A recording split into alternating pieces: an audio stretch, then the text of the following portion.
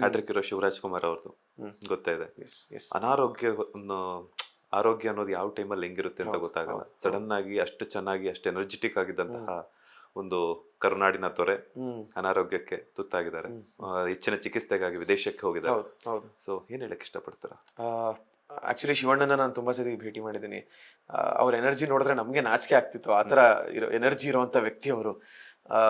ಹೀಗೆ ಆರೋಗ್ಯ ಈ ತರ ಆಗ್ಬಿಡುತ್ತೆ ಅಂತ ಅನ್ಕೊಂಡಾಗ ತುಂಬಾ ಅನ್ಫಾರ್ಚುನೇಟ್ ಅಂತ ಅನಿಸ್ತು. ಅಂಡ್ ಅವ್ರಿಗೆ ಅದನ್ನ ಮೆಟ್ಟು ನಿಲ್ಲೋ ಎಲ್ಲಾ ವಿಲ್ ಪವರ್ ಇದೆ ಅಂತ ನನಗೆ ಗೊತ್ತು. ಅಲ್ಲಿ ಅವ್ರಿಗೆ ಬ್ಲಡ್ ಅಲ್ಲೇ ಅದು ಬಂದಿದೆ ಅದು.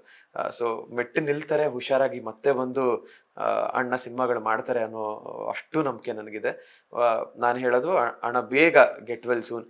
ನಿಮ್ಮ ಅಷ್ಟು ಆರೋಗ್ಯ ಸಮಸ್ಯೆ ಹಿಂಗ್ ಮಾಯ ಆಗ್ಬಿಡ್ಲಿ ಅಂತ ದೇವರಲ್ಲಿ ಪ್ರಾರ್ಥನೆ ಮಾಡ್ತೀವಿ.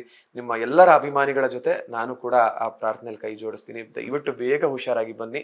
ನಿಮ್ ಸಿನಿಮಾಗಳಿಗೋಸ್ಕರ ಕಾಯ್ತಾ ಇರ್ತೀವಿ.